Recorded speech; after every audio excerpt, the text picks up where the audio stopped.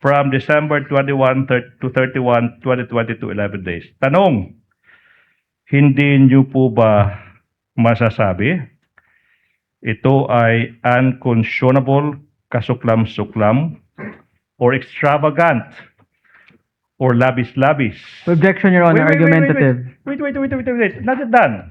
Nasa circular, Let trabaho Attorney ng COA Ligodan tingnan kung unconscionable ba or extravagant yung expenses. That's why I'm asking this witness now. The witness is not from COA, Your Honor. I'm not... The witness... Are you done, Attorney Not Ligodan? yet, Your Honor. In fact, I'm not yet done with the question, Your Honor. Hindi po ba kasuklam-suklam, labis-labis in English, unconscionable and extravagant, as mentioned in the circular, for the Office of the Vice President to spend 16 million pesos in 11 days or a total of 1.4 million pesos. Hindi nga per month per day. Now, counsel, Attorney Lyndon, what Same is your objection, objection? Your Honor, with the addition that it's also compound, Your Honor. What was the first objection, counsel? It's argumentative, Your Honor. I will have to overrule it, counsel. Kindly answer the question, ma'am, just with one variation. Unconscionable is not kasuklam-suklam. Mahirap tanggapin, mahirap makonsensya, pero hindi naman kasuklam-suklam ang unconscionable, counsel. With that clarification, witness may answer? Hindi ba nyo nakita? Sorry po, Your Honor, Hana. I was Hindi confused. ba kayo nahirapang tanggapin na ganong kalaki yung gastusin para sa December 21 to 31 lamang na pagrenta ng mga safe house? Hindi po ba para sa inyo? Katanggap-tanggap po ba yon o hindi? Ako po, Your Honor, nag-rely po ako sa mga dokumento na binigay sa akin ng security officer, Your Honor. Kasi siya po ang nag-implement doon sa ground, Your Honor. Wala po ako doon, Your Honor. Kasi So- wala po akong access sa mga security, Your Honor. Kaya nag-rely po ako sa security officer namin na Sir La Chica, Your So Honor. pag nagsabi nag-rely, inasahan nyo lamang po yung binigay sa inyong fund utilization, kaugnay at kabilang na yung renta na ganyan ang amount. Apo? Umasa Your lang kayo Honor. sa binigay sa inyong report na 16 million yung renta ng iba't ibang safe house sa loob ng 21 to 31 December. Yes, Your Honor. Nag-rely po ako sa aming security officer, Your Honor. Kasi siya po ang nag-implement, Your Honor. Okay. Let me proceed. Proceed, counsel. Let's take a look at the same list from the accomplishment report. For the period December 21 to 31, the amount for the purchase of supplies, provision of medical food aid. Okay? If we sum that up, it totals a whopping 75 million pesos para sa supplies, provision of medical and food aid. 75 million pesos. Tanong, ikaw ba ay in possession ng isang single official receipt na magpapatunay na talagang ginamit yung 75 million pesos para sa pagbili ng supplies, medical and food aid? Do you have a single ni isang official receipt? Yes or no? Your Honor, nag-rely po ako kung anong mga dokumento ang binigay sa akin ng security officer, Your Honor. There you go again. The question is so simple. Do you or do you not have a single official receipt to prove na ginamit yung 75 million pesos na pera ng taong bayan sa pagbili ng supplies, medical and food aid? As in answered, Your Honor. Ma'am Gina, yung binigay sa inyong dokumento ng security officer para i-liquidate itong pinambili ng medical at saka food supplies, may kabilang po bang resibo doon o wala? Official receipt o wala po? Acknowledgement receipt lang po, Your Honor. Kasi po sa... So wala kumbaga, pong official receipt. Yun lang po yung tanong ni Attorney Ligodan. So wala pong binigay na official receipt yung security officer sa inyo kaugnay sa kabuuang halagang ito ng 75 million sa purchase of supplies, medical and food aid. Acknowledgement receipt po, Your Honor. Alright. So wala pong OR. Alam nyo naman po ma'am ibig sabihin ng OR, di ba? Opo, Your Honor. So wala pong official receipt. Wala po, Your Honor. Okay, Attorney Libutan. So, ito yung tanong now. Ba't hindi kayo naghanap? Galing kay Colonel La Chica. Hindi nyo ba naisip, ma'am, Colonel La Chica, kahit ba yung pagbili ng gamot, yung pagbili, is this an advertisement? Kahit ba yung pagbili ng gamot, yung pagbili, is this an advertisement? Biogesic, paracetamol. Ba't hindi tayo mag-produce ng official receipt? Ano po yung napaka-confidential kung saan binili? Biogesic, paracetamol. Ano yung confidential? Hindi mo ba naisip tanungin kay Colonel La Chica yan? Objection, Your Honor. Compound and argumentative, Your Honor. I'll allow it for now, Counsel. Kindly answer, Ms. Gina. Hindi niyo ba naisip humingi ng OR? Your Honor, as I browse or as I verify po ng mga acknowledgement receipt na binigay sa akin ni SO Officer Colonel La Chica, naitanong ko po siya kasi may napansin po ako na ang iba walang date, walang name, may perma. Ang sagot naman sa akin ni SO Officer, Ma'am Gina, kung ano man ang binigay ko sa iyo na mga dokumento, yun na yun. Kasi ang mga transaction or ang operation door is very sensitive information. Sensitive information po, Ma'am Gina. At saka, confidential po ito. Kaya, kung ano ang binigay ko sa iyo na mga acknowledgement receipt, yun po, yun. Yun na yun. Okay. With the indulgence of Counsel, matapos kayong makatanggap ng AOM galing sa COA ICFAO na naghahanap ng resibo, hindi nyo hiningan pa rin si Colonel La Chica ng resibo? Hindi po ba yun ang nilalaman ng isa sa mga AOM na kailangan yung purchase of food and medical supplies may resibo? So ano pong ginawa nyo nun? Nag-reply po ang office yun, Your Honor, pero hindi ko po masyado i-relate kung ano yung exact reply namin for that, Your Honor. Nag-reply po pero bugso dahil sa kadahilanan, sa rason ng AOM, hindi po kayo nang hingi pa rin ng OR kay Colonel La Chica sa security officer. Sumagot na lang po yung opisina. Sumagot po ang opisina, Your Honor. Tsaka, Your Honor, ang sabi po, kasi po, yung transaction na po, Your Honor, is confidential po, Your Honor. Kaya nga sapat na sa inyo yung sagot ni Colonel La Chica nung sinabi niyang yun na yun, confidential yan, tinanggap niyo po yun. Opo, Your Honor. Okay, let Attorney me Libutan. proceed. Ma'am, ano yung sinasabi ni Colonel La Chica?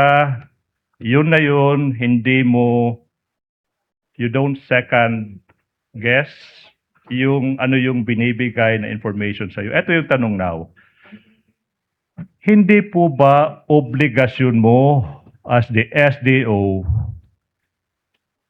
na alamin at protektahan ang bawat sentimo ng pera ng taong bayan?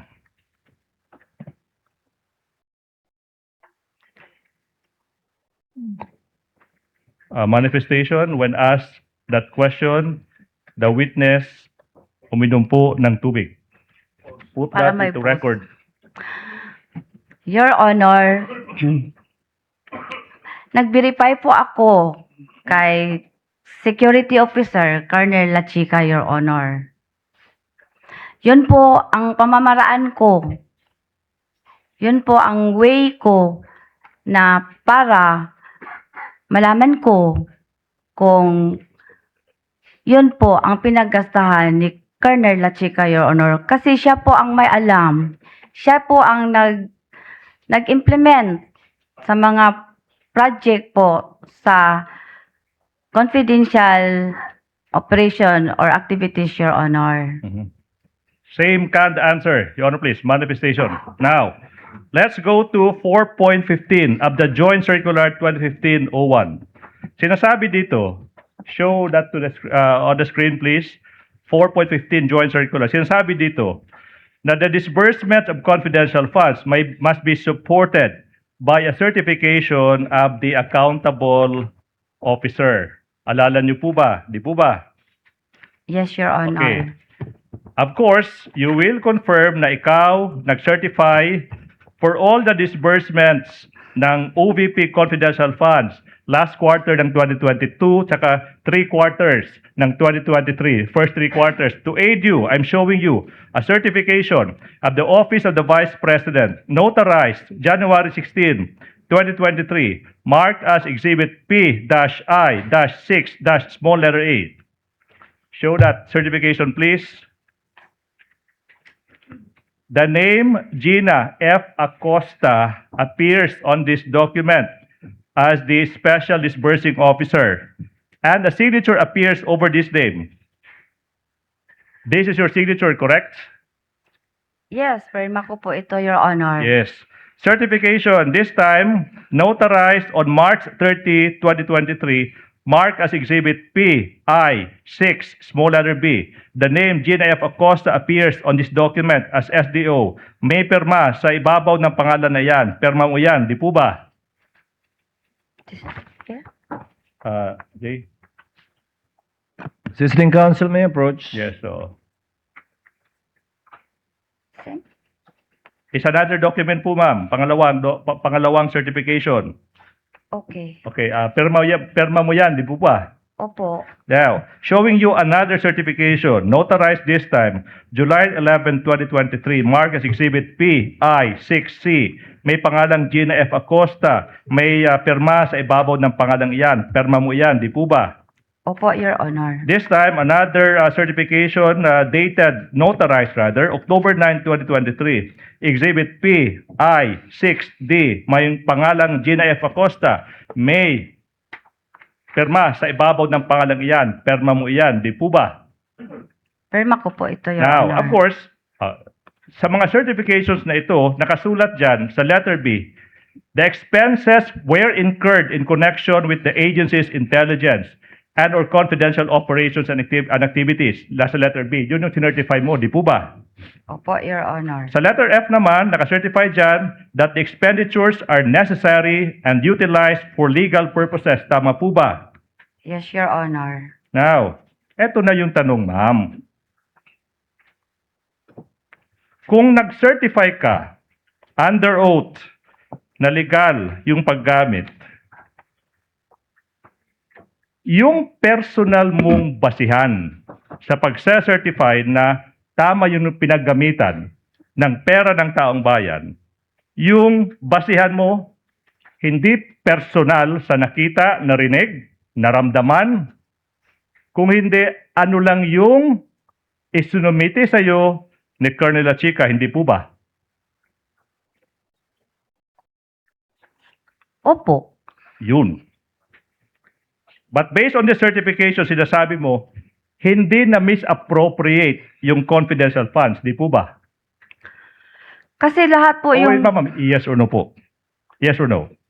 Sinasabi niyo certification, hindi na misappropriate ng Office of the Vice President yung confidential funds. Opo. Okay? And since you are the SDO, alam mo lahat ng records sa mga disbursement.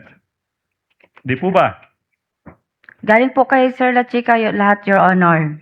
Even as an SDO now. As an SDO, alam mo rin saan, paano, at kanino disburse ang confidential funds. Tama po ba? Based po sa mga document na binigay sa akin ng security officer, Your Honor. Alright. There you go again. Now, let's go to an acknowledgement receipt, PI 81382. 1P181382, sinasabi dyan ng isang Antonio Pagong received 100,000 pesos for the payment of purchase of information. Antonio Pagong. Ito yung tanong now. Do you have personal knowledge? Sa Tagalog, nakita mo ba si Colonel La Chica na nagbigay ng 100,000 pesos in confidential funds sa isang Antonio Pagong? Yes or no? Nakita mo ba si Colonel La Chica nagbigay ng perang iyan, 100,000 pesos to Antonio Pagong? Nakita mo ba siya o hindi? Hindi ko siya nakita, Your Okay. Honor, kasi wala po ako doon sa ground. Siya po ang nag-implement, Your Honor. Good. Let's go to P181620. Timon Andrew Pusa. Timon Andrew Pusa. Nakatanggap ng 100,000 pesos rental of transport vehicle. Same sagot ba? Hindi nyo nakita si Colonel La Chica nagbigay ng pera, hindi po 1,000, 100,000 pesos sa isang Timon Andrew Pusa. Hindi po ba? Hindi ko po, kasi wala ako doon, Your Wala po Honor. kayo doon. Gidisburse ko lang sa kanya ang pera. Siya po ang nag-implement. Crystal clear. Let's go to PI8-1069. PI8-1069. This time, isang Don Piang. Don Piang received 250,000 pesos for the payment of rental transports. Hindi nyo rin nakita si La Chica na nagbigay ng 250,000 pesos sa isang Don Piang. Kasi wala ka doon. Di po ba? Opo, Your Honor. Yes. Let's go to P182229. Kung may undilim, not to be outdone, meron din Shane